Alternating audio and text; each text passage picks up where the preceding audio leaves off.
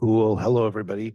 Welcome to the Finance and Personnel Committee. It is Wednesday, June 5th, and it's 6:15 in the evening. Let's do the roll call. Sean McAllister present. Mike Milkey present. Ian Stevens, present. Thank you. We have minutes from a previous meeting. I'll make a motion that we approve the minutes from the previous meeting. Second. Motion by Dan, second by Mike to approve the minutes from the previous meeting. Any questions or topics? No. All in favor? Aye. Any opposed? Motion carried. Number 3, public input, limited to 3 minutes per individual. First call for public input. Second call. Third and final call. Public input is closed. Item number 4, 2024 Community Center Financing Plan. Welcome. Thanks for being here.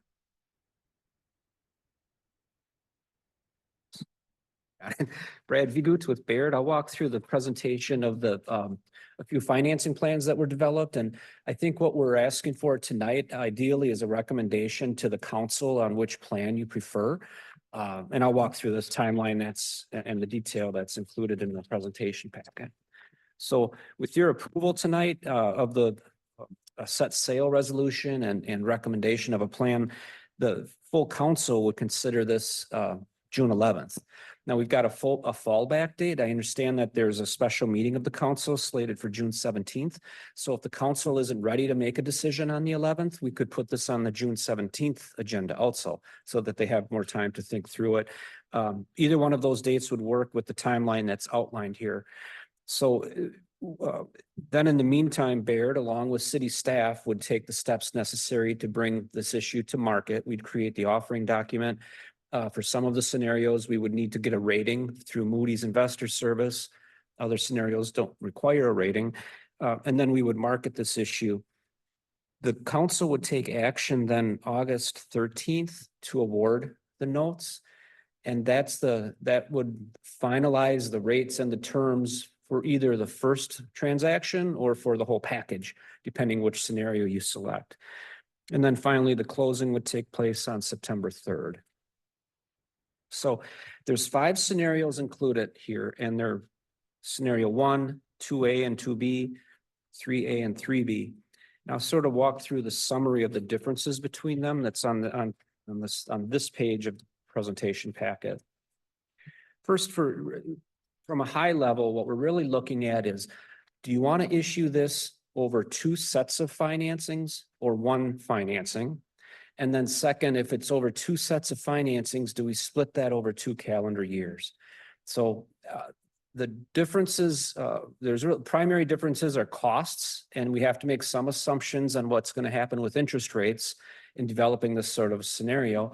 Another difference between the scenarios are really efficiencies on administering the debt once it's issued.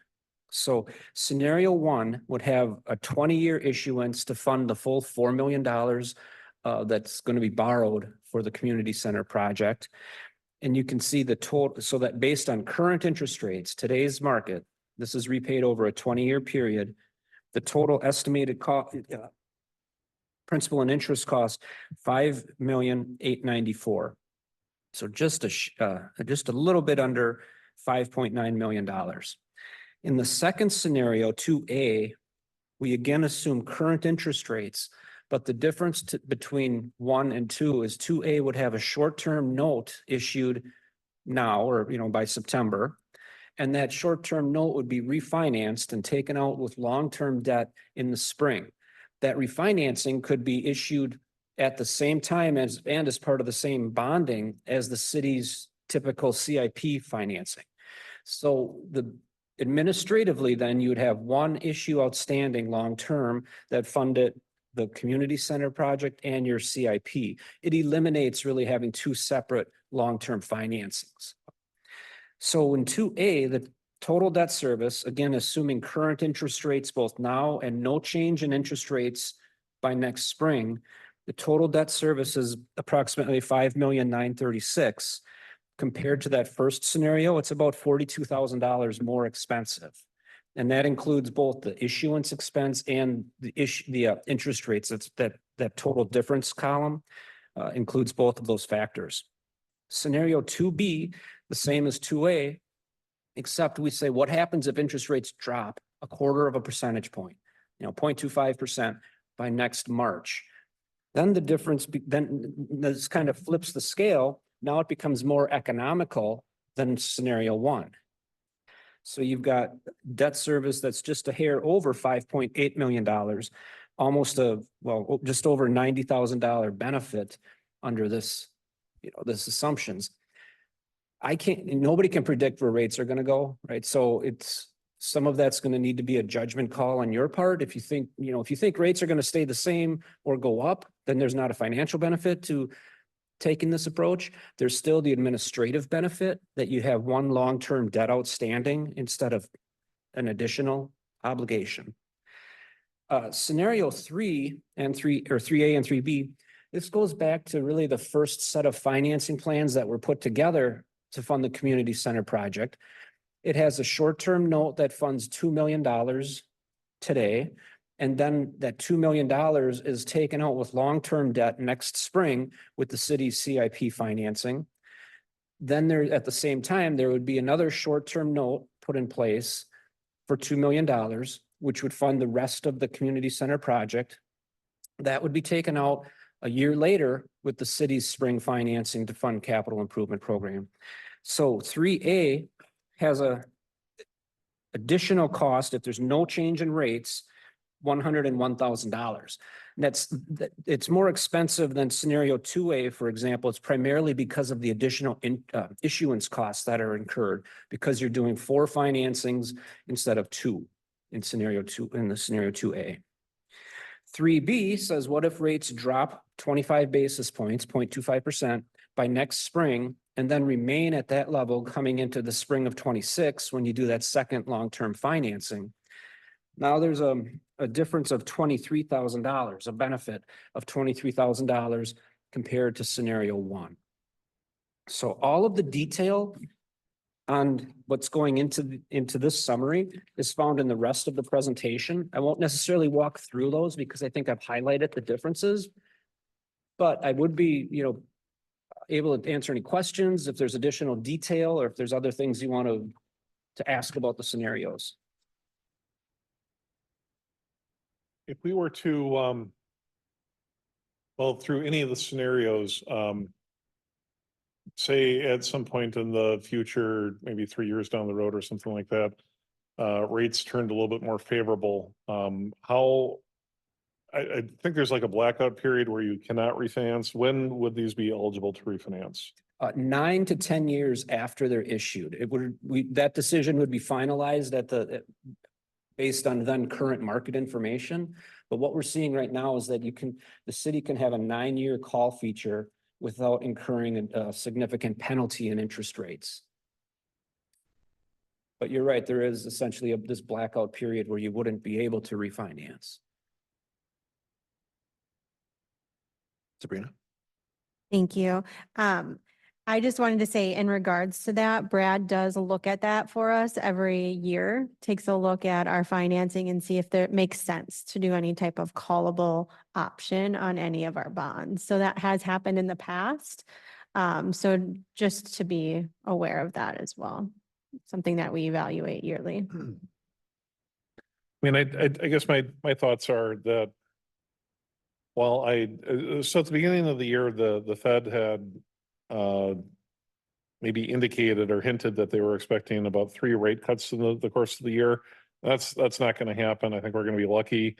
We'll probably get one. So the 1/4 basis point is what I would expect. But from our role, I think we should plan on using the rates as they are today because we can't control that and things could change. So we should assume the current scenario. And I assume that if rates drop by the time we plan to execute this, then we would get the benefit of the lower rate. Would that be correct, Brad? You would on scenarios 2 or 3, but on scenario 1, the entire issue would be locked in August. So the rates would be where they are in August. Steve? Here, I'm of the belief that we should work with the known versus the unknown. Not only a member of this body, of course, next week that changes, but I'd be looking at scenario one, just because we know what we're dealing with. There's no guesswork. I did not have my I should say it all again, so it gets on the notes, I guess. All right, so again, I'm of the view that we should be working with the known versus the unknown, which to me is scenario one. It eliminates the guesswork. We know what we're doing. So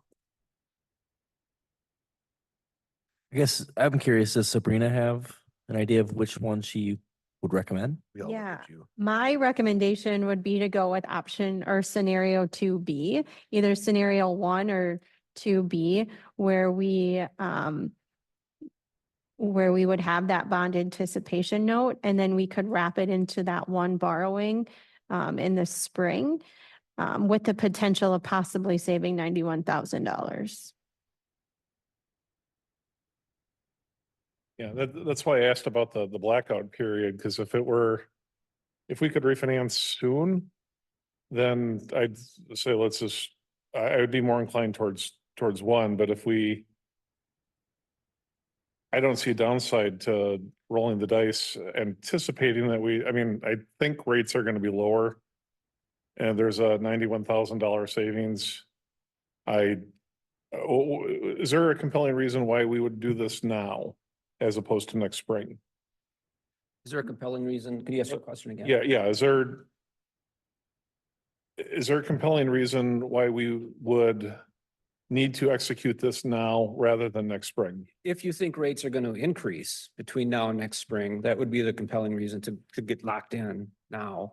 If you think rates will stay the same or decrease, there's really not another compelling reason. In fact, there could be somewhat of a compelling reason to say, let's eliminate one long-term debt issue. So you have one less issuance to administer and to have audited and pay debt service on. So that's one of the benefits of going with like a scenario 2, A or B. So now granted, rates could go up and, things could change on a dime. But if we think that they're going to stay the same or be slightly better than they are next spring, it would make financial sense as trying to be good stewards to wait until the spring. Right, yes, that's what's detailed here. And that's what scenario 2B is showing. Financially, it's, a $91,000 savings. Administratively, there's one less debt issue outstanding. Thank you. Anything else? Right, no. Diane, Steve, you're good? Okay. Sabrina, good. Do you want a recommendation? Yeah, You want us to, can we choose 2? yeah, so no, one. One decision, this will help us. I mean, there is a resolution in here, that'll help us kind of massage the resolution, finalize everything for the council meeting next week. But yeah, if you could make a motion to decide which scenario you would like to go with. I'm comfortable with 1 or 2, either option. 1 or 2B? Yeah, I mean, 2B is ideal, that rates would drop. But with option 3, I just, having that many bond issuances, that just seems like a lot, administratively. And so, if the rates don't drop, then essentially we're going to have number one really is what's going to happen.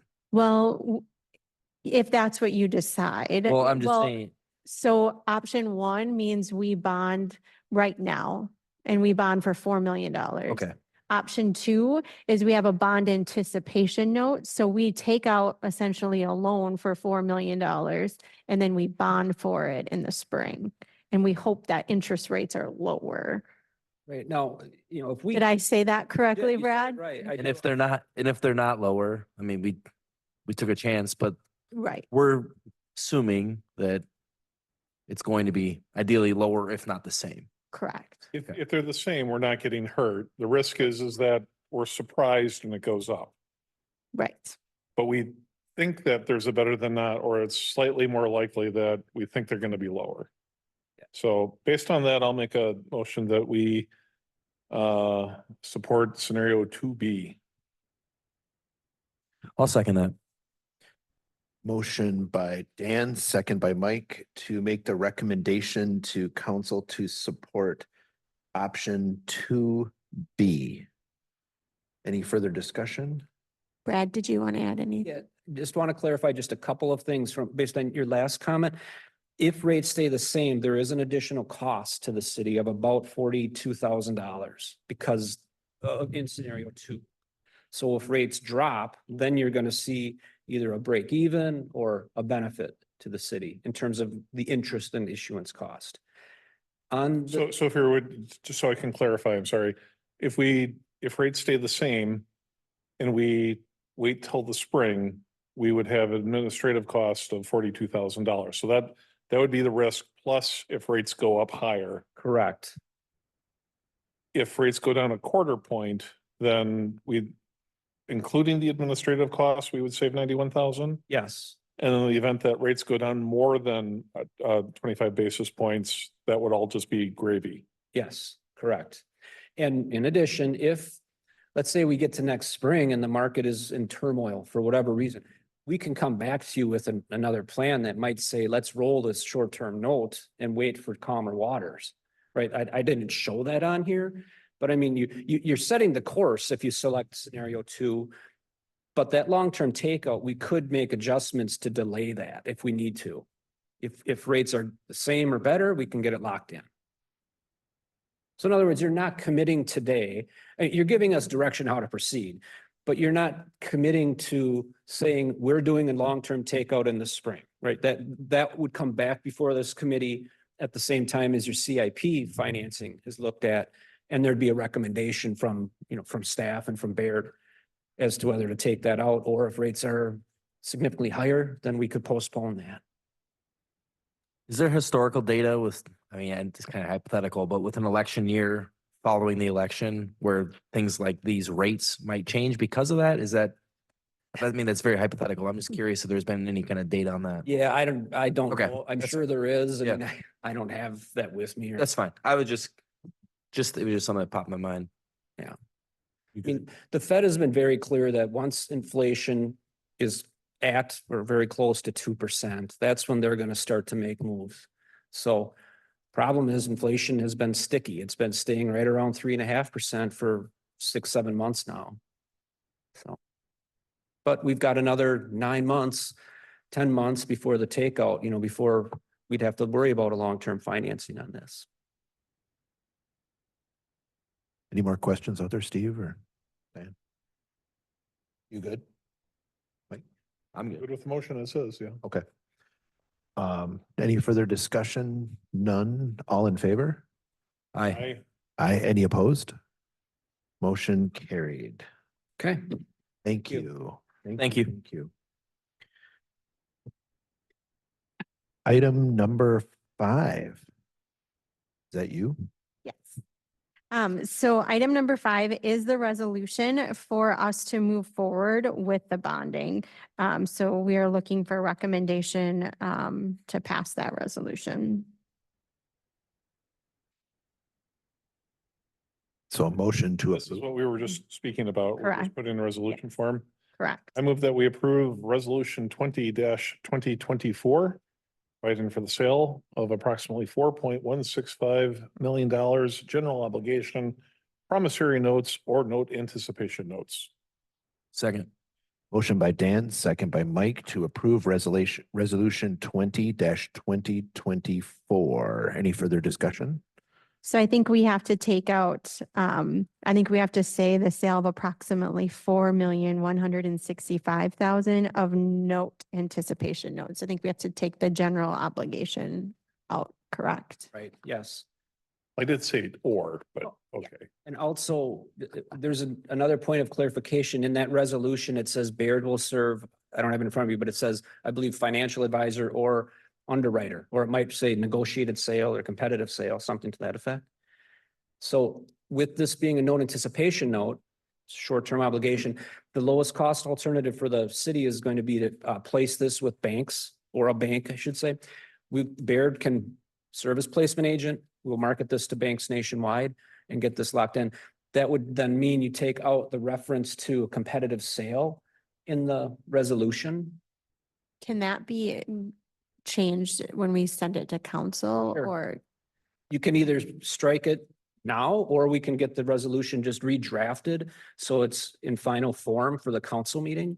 Why don't we just take care of it now? What's, could you suggest the wording again? Sure.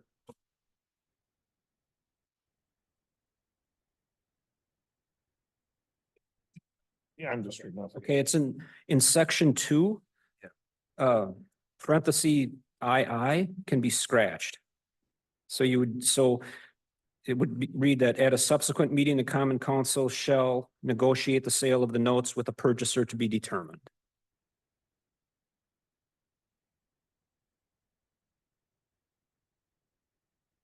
Okay, I'm sorry, one more time, please. Section 2, parentheses II, that in its entirety, that can be scratched.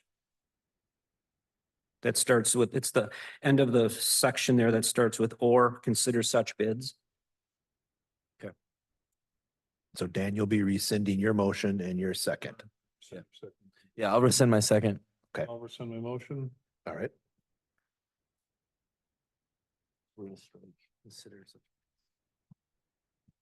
So basically, we just need to, we need to go through and strike under section 2, II, consider such bids for the notes as may have been received and taken action thereon. Yes. Okay, so And then also change the resolution to be for the bond anticipation notes. You can take the general obligation out. So that's in the title of the resolution. You can scratch general obligation promissory notes, and it would actually read note anticipation notes. Does, do we need to cite? I mean, I don't need to read the whole thing. We No. just keep that the abridged or abbreviated. So the resolution 20-2024, providing for the sale of $4,165,000 of note anticipation notes. That's Yeah. good, or do I need to add the other details? That's good. That's good. We'll let that stand. all right, I'll second that. Motion by Dan, second by Mike to approve resolution 20-24. Any further discussion? All in favor? Aye. Any opposed? Motion carried. Thank you. Okay, Thank you, thank you, thank you. Item number 6, 2024 general fund financials. Sabrina? Thank you. So in your packets tonight, starting on page 10 is the general fund financials. Pages 10 through 12 show the balance sheet for the general fund. Then starting on page 13 is the income statement for the general fund. If you take a look at page 15, our total revenues from January 1 to April 30th of 2024 is $8,526,774.59. We have 26.57% remaining to hit our total budgeted revenues for the year. As of April 30th of 2023, we were sitting at 21.99%. Still waiting for several payments to come in. We received payments from the state and so forth. So very confident in where we're at the end of April. We have since the beginning of the year brought in almost 300,000 in interest income. So we are sitting in a good spot in regards to revenues. In regards to expenses, if I can draw your attention to page, I believe it's 27. On page 27, shows you our total budgeted expenditures year to date. We have 70.94% remaining for our total budgeted expenditures. Again, sitting exactly where I would expect us to be, being 4 months through the year.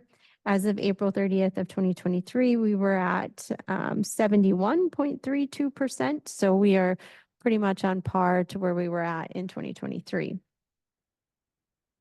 Thank you. Questions? Make a motion that we approve and place on file the 2024 general fund financials. Second. Motion by Dan, second by Mike to approve the 2024 general fund financials as outlined by Sabrina. Any further discussion? All in favor? Aye.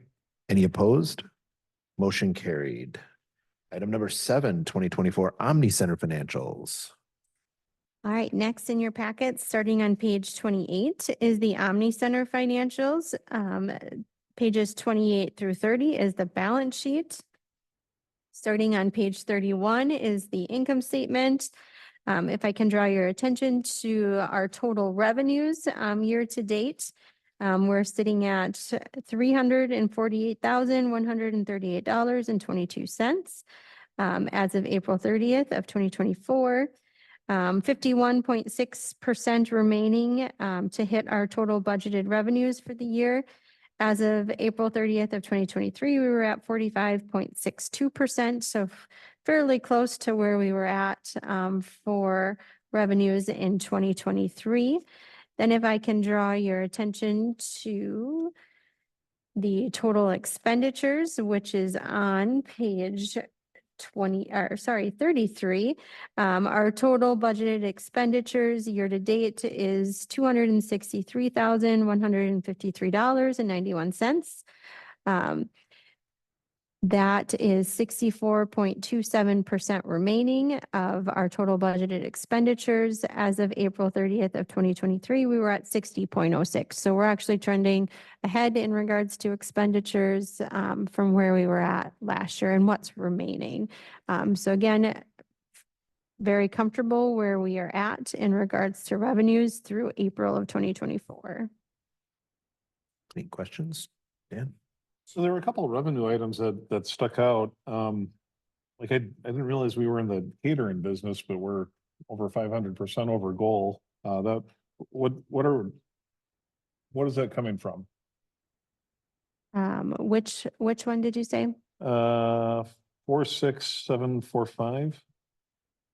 I mean, these are good problems. We're making more money. I just didn't know what the city of Onalaska was doing. Oh, that's the catering revenue. I think that's just through different organizations who come in and use our services. We budgeted $500 and we've had $2,700. So it's a really high percentage, but it's not like a huge dollar It's not amount, a lot of right? money, right? But the Park and Rec director is here who could answer any further questions if he has anything to add. Sabrina hit it on the head. That's what happens. If we have some groups that come in and want some, say hors d'oeuvres or different things to happen. I believe what you're seeing this revenue here is from the curling club that was in and used our facility on Sunday nights. They did some different activities prior to and after their when they curled on Sunday nights. So that was something that we didn't have in the the contract with that group came in after the 2024 budget was completed. So that's above and beyond that.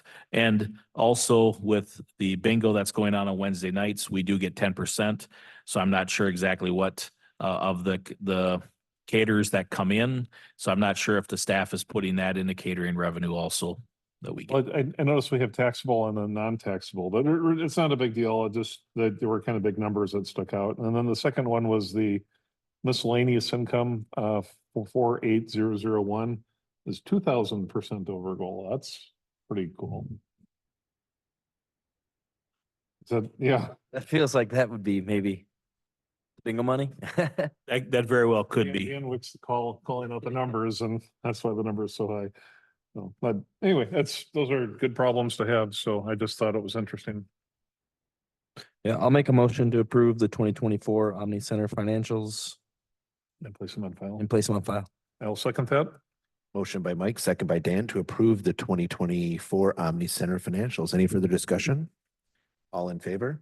Aye. Any opposed? Motion carried. Gunderson Health System parking ramp. All right. Next in your packets on page 34, this is a summary that we receive quarterly from Gunderson Lutheran. This is our parking ramp operating cost. It compares quarter to quarter over the years, so 2023 to 2024. Really just kind of information only. Based on our agreement with Gunderson Lutheran, we pay $1,250 quarterly. So you can see that kind of halfway through the page there, that's our portion, and then Stony Creek pays a portion as well. The only other thing that I would note is that the parking ramp agreement, I believe, is up in 2028.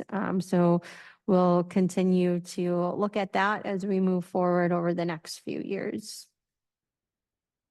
Do you need a motion or anything? Motion? Just to place on file. What do we need a motion? Motion to place on file. All right, I'll make a motion to approve or to place on file the Gunderson Health Systems parking ramp first quarter 2024 operating costs. I will second. Motion by Mike, second by Dan to place on file the Gunderson Health System parking ramp 2024 operating costs. Any further discussion? All in favor? I, Any opposed? Motion carried. Item number 9, reclassification of Public Works Customer Service Supervisor. I'll start with that, and I think you're still on yet. Yeah. To add anything. So a request, as shown in the memo there, a request did come in from Public Works Director Jared Holter to reclassify the customer service supervisor position. So in the packet is included the modified revised job description, as well as the information needed to provide. I had conversations with Jared and did a rescoring of the position. And based on, obviously, as you can see in my memo, came up with that a grade 8 would be appropriate. I do want to make 2 corrections on this particular item. One is in my memo, I did indicate that there would be no impact on the general fund. There is a minor, less than $300 impact. No new money is being requested, but I just wanted to clarify that there was that change. And the other piece of it is that when the when the position was rescored, it does go into an exempt position. The job description itself listed as a non-exempt hourly, which is what it was at grade 7. Jared and I did have this conversation, and prior to this request coming forward, it's just the job description portion of it did not get changed. So that will get changed on the current job description. It still says non-exempt. So just wanted to clarify that. And then I will let Jared add anything additional that he wants. No, I think you explained it good, Rick. The only thing I would say is this is from the reorganization that was performed about 3 years ago. During that reorganization process, we tried to define job duties as good as we could and felt that this position requested is cognizant of the reclassification as provided tonight. And I'm here with any questions if you have any. so has the role been done for the last 3 years? I guess I'm just a little confused as to why we didn't reclassify that prior. If I'll chime in, I actually requested it to be an 8 during the original reorganization process, and the administrator at the time reclassified it to a 7. During the job duties over the last, we've been following and tracking the job duties and what has actually been transpiring. We wanted to give it a year or 2 to make sure that it was what we saw. And then it's taken about 6 months to get through the process of actually getting it on the agenda for reclassification. Okay, so we've been looking into this and now it's just time to pull the trigger. Correct. Correct. Do that as well. Yeah. Yeah, Diane. Thank you, Chair. Diane Wolf, Second District Alder. And to reiterate what Director of Public Works just said, Jared Holter, I believe I was chair of F&P that year. And I remember distinctly Jared talking about that because there was concern about, because there was a whole reorg of that department and it hit F&P 3 or 4 different months in a row. And I believe Jared did say at that time that they were going to see how that position worked. And it was a possibility that it was going to come back before us in the future if they felt, if it was necessary. So I certainly support this. Thank you. Thank you. And I will add that I did go back and review the information that the previous administrator had worked on. So I did have that information available to me as well when I did take a look at this. So. Okay. Any more questions or motion?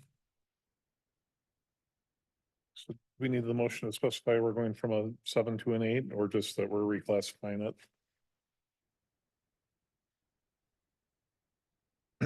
Okay, I move that we reclassify the Public Works Customer Service Supervisor position. Second. Motion by Dan, second by Mike to approve the reclassification of the Public Works Customer Service Supervisor. Any other questions or comments? All in favor? Aye. Any opposed? Motion carried.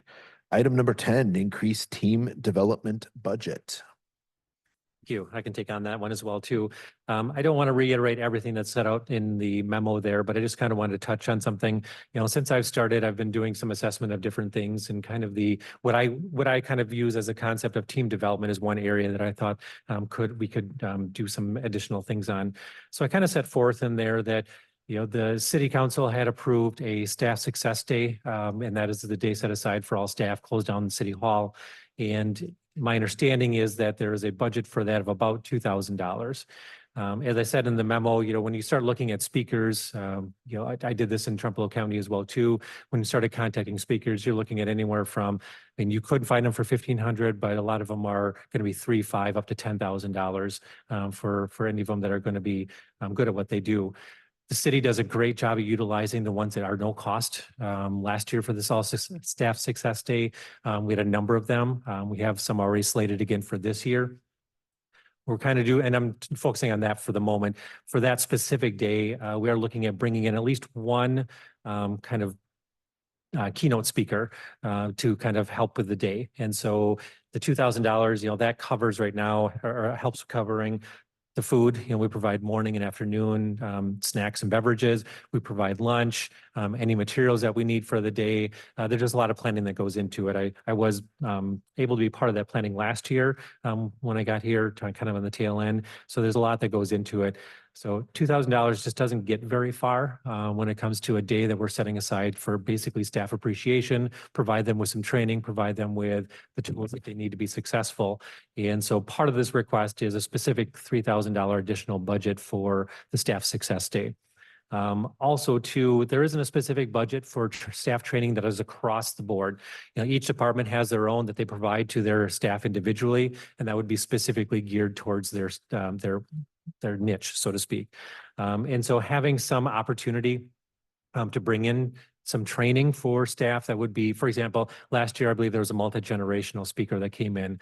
Wonderful speaker, staff loved it. It was received really well. Doing things like that just occasionally would be a nice option to have.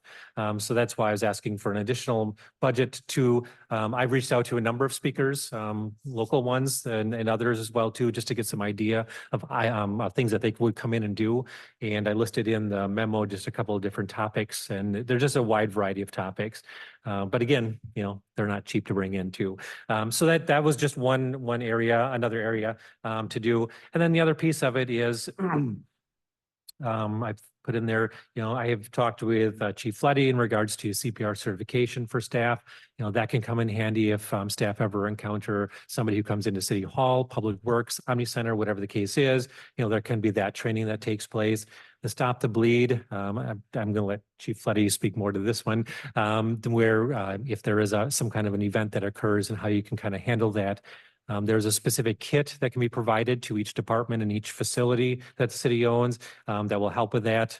And Chief, I'm going to let you kind of add onto that one there. So there's a microphone there.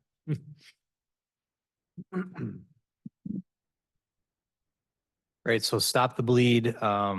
That money would be mainly for each suite would contain a kit in case there was an incident in one of the suites. Those kits contain things like tourniquets. They contain, you know, anticoagulant bandages and that sort of thing. We did a little research to see about how much each kit would cost. We're talking roughly $120 for each suite. On top of that, there is a course for Stop the Bleed. I was an instructor prior to coming here. The course is completely free. However, there are I guess mannequins or props that we use to teach the class to the layperson. So we need to purchase a couple of those. So it's kind of included in in that cost as well. So, yeah, that's, I don't know if you need any more than that, Rick, or if that sums it up. Okay. And again, these are just opportunities to get staff involved in, not just within their own departments, but across departments as well too. There are some staff who maybe don't even know that they work with a particular individual because they don't see them very often or if at all. And again, this is just a way to promote within our own staff that, one, the city wants to invest in them, and two, it's an opportunity for them to interact with each other. The self-defense course, that was discussed shortly after the active shooter training that we did here at City Hall. Not everything's going to be an active shooter. It could be somebody gets excited about something, and how do you diffuse that situation? Again, I reached out to a number of different organizations locally. They can show ways to recognize when a situation is escalating, how to kind of diffuse that situation. But in the event that it goes to something more serious, what are some things that you can do to protect yourself or others that are around you? Excuse me. So again, this is just a request in that, investing back into the employees, trying to promote. This is also part of a retention and even a recruitment piece as well too, just to show staff that we are willing to invest in them and provide them with some tools that they need in order to be successful. So that's kind of the gist of it, and I'll answer any questions. Thank you. Dan? Having an ongoing training program is usually good policy. It sounds like you're looking for the to amend the budget for this year's budget. For this year's budget, correct. Where would those funds be coming from? Though then we would be bringing them out of the general fund, is my understanding. Correct? Yes, they will be coming out of the general fund. Not the catering or the miscellaneous. Say that again. Not the catering or the miscellaneous. That Dan's bingo money. I don't want to touch another department's budget or funds without having some conversation about that. And Sabrina, are we flush enough for this without any issues? I mean, it's early in the year. Our interest revenue is looking nice this far through the year, so I feel comfortable with 15,000. But again, it's kind of a roll of the dice with the rest of the year, and maybe we don't hit our building permit revenue, or, we go over in some other expense. It's just really hard to know right now to say, yes, we're going to have the same surplus that we had last year. It's just kind of, I'm not crazy worried about $15,000 though. No. I have a question for Chief. As far as like the CPR certification, is there with these mannequins, can we reuse these after, how long, I guess, first of all, how long does the certification last for someone? They just moved CPR certification. I believe it's 3 years now. So we'd be teaching hands-on only. And so we would be able to reuse these mannequins again in the future to do the same kind of training. So it'd be an investment that we would be able to reuse these, or that we'd have to get something new. That's correct. Yeah, we'd be able to reuse the mannequins. The other cost is, unfortunately, American Heart Association charges per card. I believe that charge is $15. So that would cover this cost as well. It's just the way it is. But yeah, we'd be able to reuse mannequins for sure. Okay, thank you. And I will add, and my understanding is as well too, that if there is a public event, not necessarily just city staff, that those mannequins can also be used for that public event as well too. So.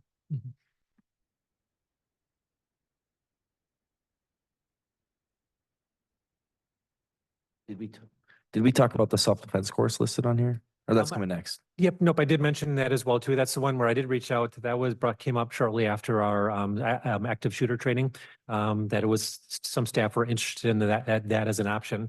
But again, too, it doesn't have to be an active shooter situation. It could just be, a particular person within the facility gets kind of riled up, so to speak, and ways to deal with that don't necessarily include having to, get physical with the individual, but kind of diffuse the situation. Thank you. Are you looking to annualize? Is this 2,000 for this year? Or are we thinking that's going to be the new norm going forward? Not necessarily the new norm. So, the Stop the Bleed kits, once the suites have those, we don't necessarily have to redo those. With the CPR certification, the mannequins, once we have those, we don't have to redo those. The speakers portion of it, that is something that I would like to try and work into the budget next year. But the other ones I think are more one-time expenses.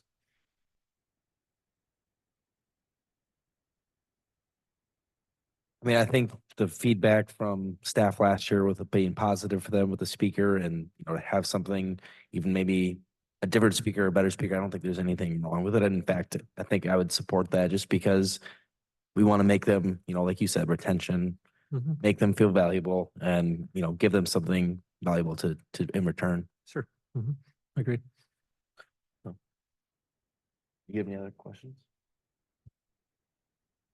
No, I'm generally in support of it. I think it would be interesting to see if, and I'm not sure how we would quantify that, but you know, does this improve retention and lower future hiring costs? But, you know, I mean, the more people that can defend themselves and stop bleeding, that's, you know, that's worthwhile, I think. So I'll make a motion that, we increase the team development budget for this year to not exceed $15,000. Second. Motion by Dan, second by Mike to increase the team development budget for this year with a not to increase or not to exceed 15,000. Any further discussion? All in favor? Aye.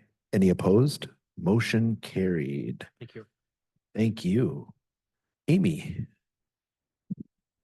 Good evening. In terms of an HR update for the month of May, we've been busy recruiting and I dare say, but we are fully staffed with our regular positions. So we filled 4 regular police officer positions and we had 1 part-time position, record specialist in our police department as well. We had 4 part-time fire personnel also start in the month of May. I'm happy to answer any questions. We've been busy doing a number of other things in HR as well.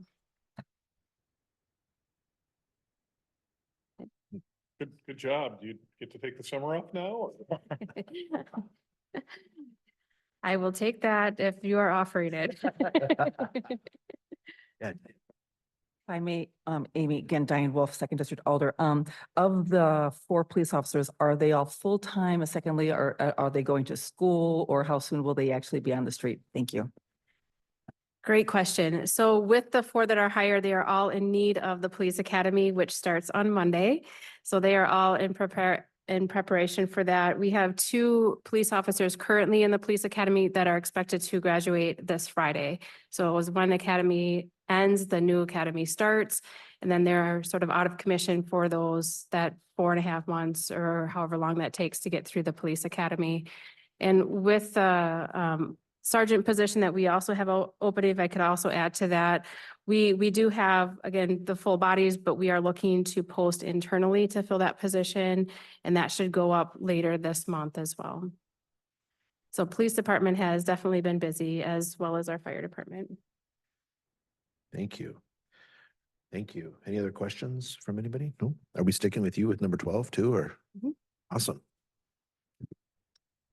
All right, so moving on to the resolution for consideration of income continuation insurance. So looking for approval to switch the city's insurance of short-term, long-term disability insurance programs to a program that's offered through the state of Wisconsin Department of Employee Trust Funds called Income Continuation Insurance. So our current short-term, long-term disability insurance program that we offer to city employees is completely funded by employees. They pay this 100%. Right now, we have around 70% of our eligible employees that are participating in either short or long-term disability insurance. And so with the potential switch to income continuation insurance, that would happen at the first of the year, January 1st, 2025. It is a program that is offered for participating employers who participate in the Wisconsin retirement system, which we do. And it's also the same entity that we have our health insurance through, our life insurance, our deferred compensation. So this is a known entity for city employees with the Department of Employee Trust Funds. And right now, the benefit of switching, it's not only a greater benefit compared to what we currently offer to employees, but it's also more cost effective. There is a premium holiday that's the State Insurance Board has approved for 2025. So it would cost employees nothing to participate and to have this benefit. That premium holiday has been in place for, I want to say, like 15 years. So the likelihood of that continuing is very good for the near future. But each year, the state insurance board does make that determination as to whether or not they would continue that premium holiday. So each year they would make that determination. If that premium holiday goes away, then they would notify the city by October 1st. And at that time, the city would make a determination if they want to continue in the plan. If they continued in plan, they do have to contribute towards a portion of the premium. So the city would be on the hook for a portion of that premium, or they may opt out. And then we provide something like similar to what we're doing now, where that is completely employee funded. So the next steps in all of this would be if the city council, if this body approves the switch to employees' income continuation insurance, then we would take that resolution to the state. Once we have confirmation of that participation, then we would begin to prepare and transition out our existing plan and then educate and provide materials to our employees during open enrollment to make that switch effective January 1st. Questions? Can I just add one thing as well too? Sorry, I didn't mean to interrupt. Also, this information has been provided to staff as well too. Human Resources has held three different informational sessions to staff, and it's been a very, very positive feedback from staff in regards to the program as well. I just wanted to throw that out there, that staff are aware that this is something that is being discussed. If I could also add, I mean, with the current program, again, being employee funded, I mean, employees are paying like hundreds of dollars a year for this benefit. And so by switching to the income continuation plan, I mean, that cost, I mean, you're saving those employees hundreds of dollars a year. And plus, if we have employees who previously did not enroll because it was too expensive or for whatever reason, it now offers them an opportunity to enroll and have this benefit at no cost to them. Was this something that just became available, or I'm just curious about that? This has been around for a long, long time. Okay. So this is something that we were given the green light by our city administrator to move forward. We have also talked about it in our benefit work group meeting. And so that decision was made at that point to move forward and see where this gets us. Has it always been called income continuation, or I mean, this is a disability or a long-term disability policy? Yep. Is that right? The name is a bit confusing, but essentially the name income continuation insurance, it's exactly that. It's a short and long-term disability insurance program. And then what was on the previous policy, what was the elimination period? 30 days. And that is the minimum elimination period with income continuation insurance as well. I don't know if members were able to see, Amy had sent out an email yesterday with the memo that she had provided to staff after those meetings that were held for informational purposes. So if you haven't had a chance to look at that yet, there's some additional information out there as well. And then is there, I'm just trying to kind of piece it together. So is there a short-term, if somebody is off of work because they're unable to work for whatever reason, and let's say that they were going to be off for approximately 90 days. So the income continuation policy would not kick in for 180. Do they have any sort of benefit that they could receive for those 90 days? Is there like short term, or they can use banked PTO or sick time, or are they just kind of out of luck for that time? Yeah, if I'm understanding your question, correct me if I'm wrong, but on the resolution, it does say a minimum waiting period of 180 days. So again, that is saying that should that premium holiday go away, the city is going to provide at least a minimum of 180-day waiting period. That's the portion that the city would be on the hook to pay. But again, if that premium holiday changes, this goes back before you to make that determination if you want to continue with that plan or if you want to drop out completely. But the minimum requirement that the employer has to provide is a 180-day period. If an employee wants a shorter waiting period, like 30 days, the employer pays a 180-day premium, and then the employee pays the difference for that shorter waiting period. So that's how it would actually go in effect when there is no premium holiday. But again, that's the way that the state has their resolution set up for you to pick if the city wants to pay a shorter elimination period and they want to pay for a 30-day wait period, they can flip the bill for the full premium as well. But again, I just went with the least amount of cost that it would be to the city by choosing the 180-day.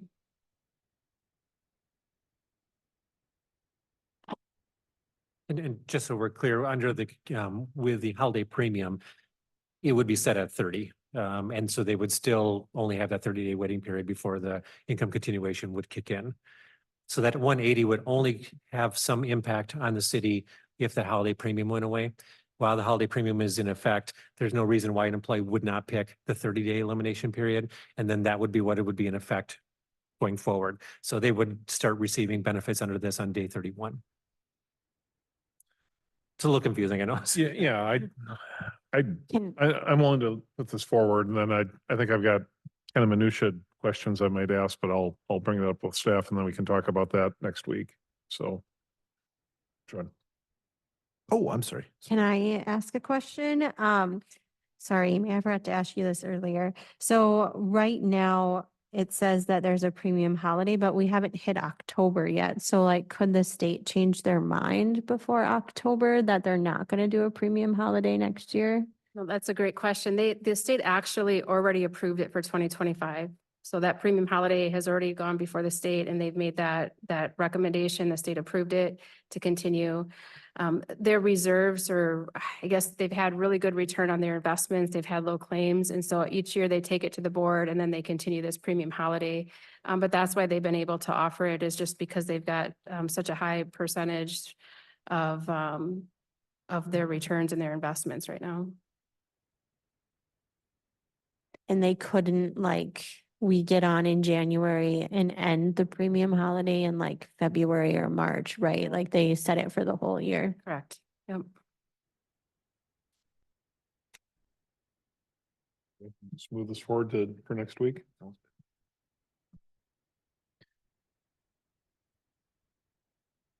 You like it? Sure. Is this your first resolution? Yeah, I'll approve. I'll move for the approval of resolution 21-2024, inclusion under the income continuation insurance plan. I'll second that. Motion by Mike, second by Dan to approve the resolution of 21-2024 for the inclusion under the income continuation insurance plan. Any further questions or discussions? All in favor? Aye. Any opposed? Motion carried. Number 13, rescheduling July's meeting date for the FMP committee to Tuesday, July 2nd, 2024 at 6:15. I can take this one if you'd like. So with it being a holiday week, we just thought with Public Works moving to 4 o'clock on Tuesdays that we could move this date because it's a holiday week. And then it gives our city clerk and our deputy city clerk time to do the council agenda on Wednesday, so they don't have to come in on Thursday or Friday because we are off Thursday and Friday of that week. So that was the reason for this change. That sounds good. And one of you guys will have to, because I'm gone. I have the concert too, so we might not have quorum. I'm in Austin for the festival for 4th of July that night.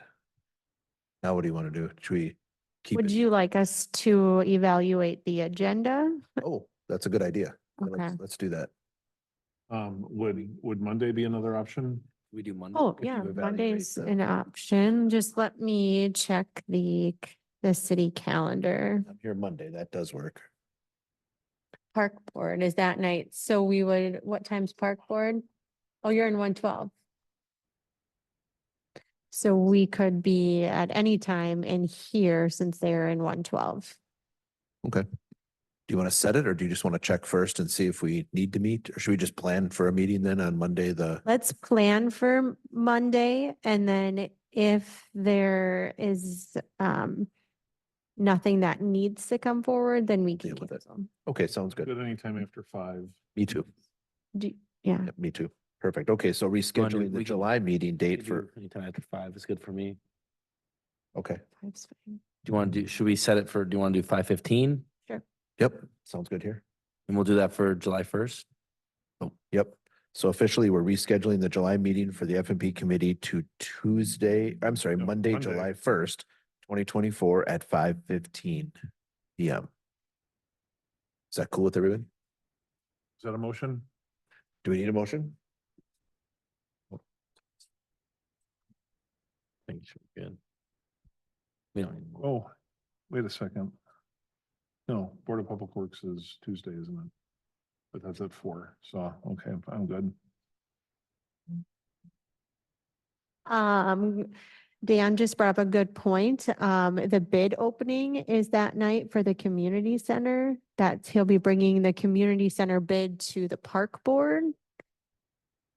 So the bid opening is June 25th. But we moved the park board, which was supposed to be on the 24th, to July 1st. So we had time to review the bids and present it to the park board. This committee may be a logic committee to bring the bids forward to also. So if you're meeting at 5:15, the same time the park board is, I'm not going to be able to present it. Other staff can, but I wouldn't be able to be in here to answer any questions because that'd be the same We time. could go later. I mean, I just, I 6:15. know staff likes to get out earlier if we can. We can do 6:15. Turn that on. So officially now, we're going to reschedule the July meeting for the FMP committee to Monday, July 1st at 6:15. There's the official. I will second your motion. Motion by me, second by Dan to reschedule the July meeting to Monday, July 2nd at 6:15. July 1st. Oh, but Monday, July 1st. What am I on here? Yeah, okay, thank you. All right, all in favor? I, Any opposed? Motion carried. Thank you, thank you. And then item number 14, regarding the day and time for future FNP committee meetings. So I can take this and Rick can chime in when he wants to. So we have been bringing this forward to all of the committees. So this is just kind of food for thought. Are we content with the 6:15 on Wednesdays, or do we want to move to earlier, or later, or a different day? Staff, I think, are good with whatever. We're good with sticking with 6:15 if that's what you would like. Or we could move earlier. I know Board of Public Works moved to like 4 o'clock or 4:30, or I think 4:30 is probably the latest with it butting up to A&J. Is there any thought on that? What's your schedule like? well, typically I'll have an oak, like I had cut out of our meeting to be here. So earlier would be harder if we keep it on the same day. But Sean's wife is the president, so maybe you can sweet talk her into moving it. No, I mean, I'm good. I would be good going earlier. But I also know that we have other commitments here too, so. I mean, I feel like with your oak commitment, I mean, I would be cutting you off. Is this something we could revisit? If like we. Absolutely. Have discussions, but I don't know if it's worth moving everything around. I mean, the 6:15 works. I know that if we can get staff out of here earlier, I know they appreciate that. And then we need some time between council and FNP. I mean, Wednesday is Thursday an option if we wanted to do it earlier? I don't know. I'm flexible. And this really came forward just to give every committee an opportunity to at least consider it as an option. Certainly, there's no requirements. I mean, if it works the way it is, we can leave it the way it is too. I guess I'm moving it earlier on Wednesday would be difficult for me. I'm open to other days and other times though. My loose preference would be to keep it where it's at, but I'm also open to other suggestions.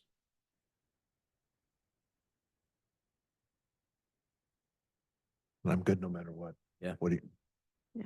I think if you're content with it being on Wednesdays at 6:15, then we keep it there.